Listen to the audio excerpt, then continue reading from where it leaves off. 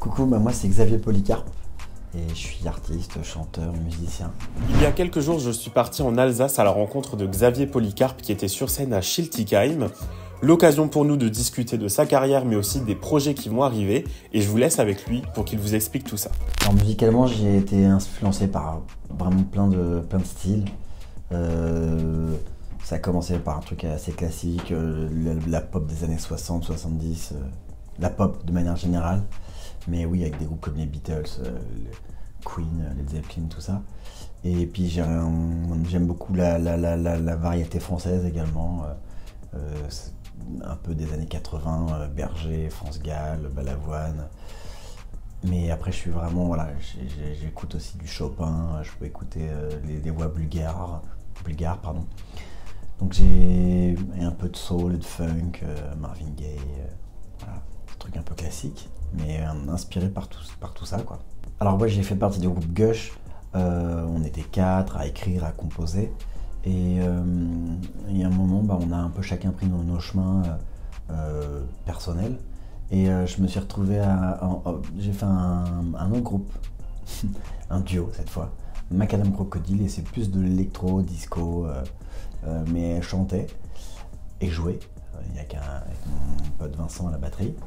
Et j'avais envie de revenir à du songwriting, enfin à écrire des chansons, un peu dans la lignée de ce que je faisais avec Gush, mais bon, le chemin des possibles reste, enfin tout reste à faire encore, hein. Donc j'étais content de me retrouver seul, aux manettes on va dire. Mais la musique pour moi c'est quand même quelque chose qui se partage, même si c'est à part de soi, c'est quelque chose qui se partage. Et donc même sur un projet solo, je suis entouré, je bosse avec des musiciens, des batteurs, des réals, et une équipe, voilà. Alors The Voice, j'y serais pas allé spontanément, et ils m'ont contacté parce que je crois qu'ils aiment bien justement élargir leur palette, aller chercher des profils un peu différents pour avoir un spectre un peu varié. Et au début j'ai refusé parce que je me voyais pas aller dans une émission de télé-réalité alors que j'avais déjà un parcours, une carrière où j'ai fait plusieurs groupes, fait des disques, des musiques de films. Et en fait ils sont revenus et ça tombait à un moment où j'allais me lancer en solo. Donc j'ai réfléchi, je me suis dit bon, en fait, pourquoi pas? C'est un truc en plus dans l'actu de se lancer en solo. Et c'était finalement assez challengeant de faire The Voice alors que j'avais déjà une carrière. Quand je regardais les plus jeunes autour de moi, je me disais waouh, ils sont courageux de venir à la télé comme ça, se mettre à nu sans trop d'expérience. Et je trouvais ça impressionnant, mais autant moi aussi j'étais un peu... j'avais le trac, quoi. Je veux dire, d'arriver, de me dire bon, s'ils se retournent pas alors que j'ai déjà fait tout ce que j'ai pu faire, ça peut être dans le milieu, en tout cas les gens connaissaient Gush et donc ça pouvait être un peu, c'était une peur que j'avais. Et puis en fait c'était bien, je me suis recentré sur moi-même et je me suis dit vas-y, c'était encourageant, quoi. Musique de film, moi j'ai commencé à en faire avec Gush, on a fait Five notamment, mais on a fait d'autres films. Et après j'en ai fait tout seul pour Antoine de Maximi, et j'ai fait avec Cyril Dion, Animal, et dernièrement j'ai eu la chance d'avoir un titre qui s'est retrouvé dans le film d'Artus, un petit truc en plus qui a cartonné, ma chanson de Minute.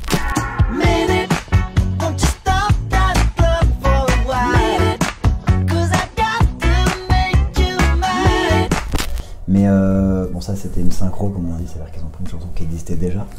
Mais écrire pour le cinéma, c'est un exercice différent, dans le sens où il y a un réal qui a son idée en tête, qui a une esthétique.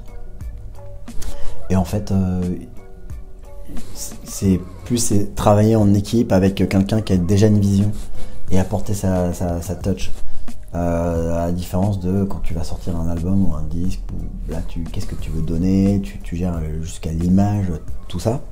Donc là il y a un côté où on est moins au premier plan, même si c'est hyper important la musique. Et puis pour un chanteur, moi je suis chanteur, il y a un côté aussi, je suis musicien, j'aime bien aussi le côté instrumental. Donc là je peux développer des choses plus musique, on va dire.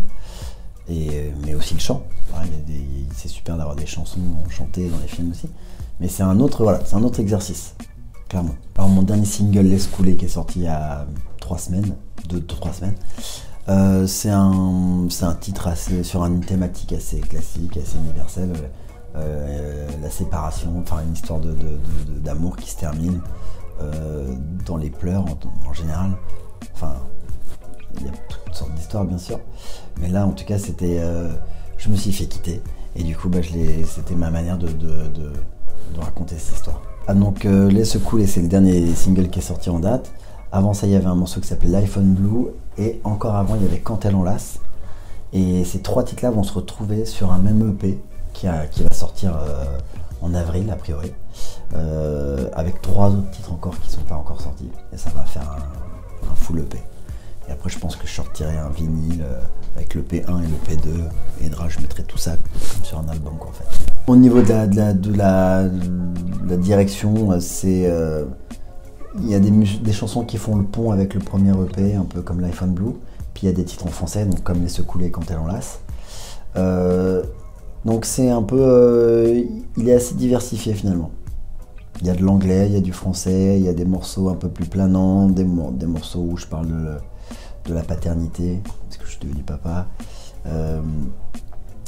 et des morceaux où je me livre, où j'aborde des thèmes de la vie, donc la séparation, l'histoire d'amour, mais aussi un peu l'écologie avec l'iPhone Blue, et puis des choses un peu plus actuelles. Ouais, mais c'est vrai qu'il est un peu plus melting pot que le premier EP. Et après, je pense que après tout ça, je pense que je ferai un album. Mais là, il me tarde de sortir cet EP. C'est dur de parler de soi sur un sujet comme ça, de donner envie aux gens. Mais je dirais que j'aime partager la musique, bien sûr. C'est quelque chose qui m'anime. Mais il y a un truc de partage qui est au-delà de la musique en fait. J'aime sentir les gens et sentir qu'il y a un échange, qu'on est touchés les uns les autres par un truc commun quoi. Il y a un truc vivant et je dirais que c'est ça qui est peut-être sympa à voir. Il y a un truc participatif d'une certaine manière, sans rentrer dans le Patrick Sébastien que j'adore et que je salue, mais là je fais autre chose. On peut me souhaiter de la bonne santé, du bonheur et de la bonne musique et des bonnes collaborations, voilà. Donc ouais, j'ai cette EP qui va sortir en avril. On a fait des superbes, on a tourné la semaine dernière une live session pour Laisse couler, un clip pour un morceau qui va sortir, et on va faire encore 2 autres. On a pas mal d'images, donc ça va être c'est un EP qui va être accompagné d'images. Et après, on peut me retrouver sur scène donc ce soir à GT Game, mais je serai aussi au Bulle Café à Lille le 18 mars. Je relis mes petites notes. À Keven en Bretagne avec ça s'appelle Les Arcs, un endroit qui s'appelle Les Arcs. Le 5 avril, je serai avec Casia Jones. Je serai à Beaune, à la Lanterne Magique, le 11 avril. Et le 19 juin à Monaco, au Grimaldi Forum.